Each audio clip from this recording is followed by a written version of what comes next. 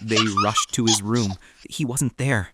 When they switched on the bathroom light, they froze, terrified. The little boy was standing inside the toilet bowl, giggling. The curse verse. This is a story about a university friend.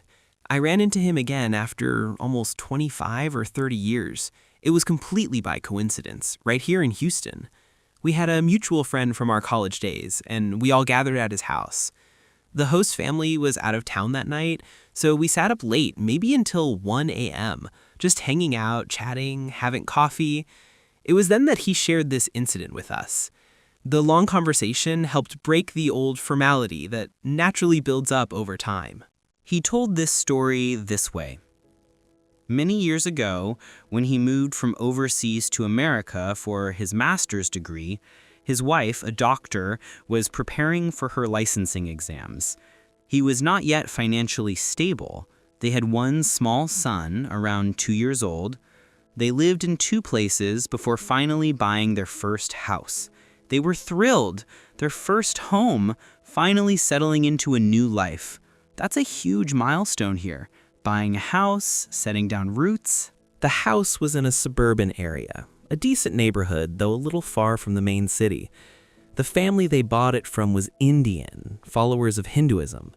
Everything was fine, no strange signs, no bad feelings. Some time passed, and one day he noticed something in the backyard. There was a tall, old tree. He noticed something odd. A piece of black cloth was tied around the trunk, high up.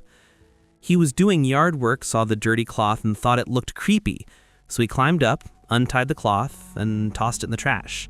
For him, that was just a random act. That night, around 2 or 2:30 a.m., he suddenly woke up, terrified. He felt his body was frozen, like sleep paralysis. Eyes open, mind conscious, but he couldn't move or speak.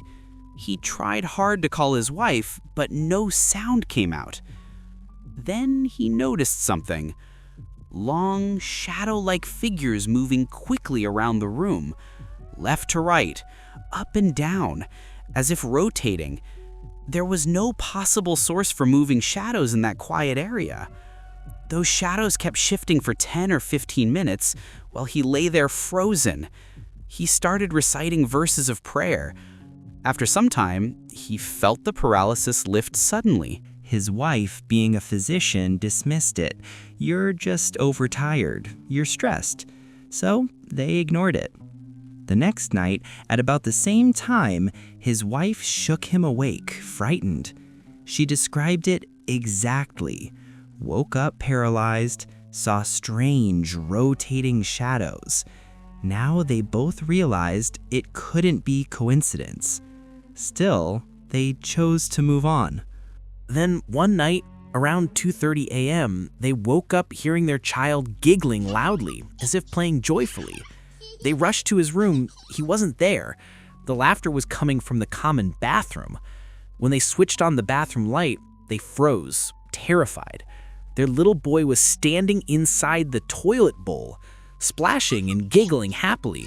It was a horrifying sight. They rushed him out, cleaned him, and recited prayers over him. Still, they tried not to connect it with the house. Time passed.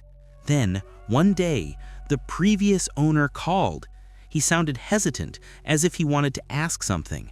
My friend, being straightforward, demanded, "Tell me straight. What's going on? Why did you call?" The man suddenly asked, "That tree in the backyard, is that black cloth still there?" My friend was shocked. He said, "I actually took it off and threw it away when I was cleaning." The man gasped, "Oh no, you shouldn't have done that." He said, "That same day you removed it, that exact day my wife had her miscarriage. That's why I called." He explained, "Our priests had performed rituals. There were negative energies. To block those spirits, he tied that black cloth as a spiritual barrier. When you removed it, that protection was broken." After that, strange things began happening again. Small arguments started, and bizarre incidents while driving. Truck doors would suddenly swing open on the highway, and huge boxes would fall right in front of his car. Near-death experiences multiple times. Then one night, the climax of it all, something happened that finally made them flee the house. He reached the landing above the staircase. The lights below were on. It wasn't that dark.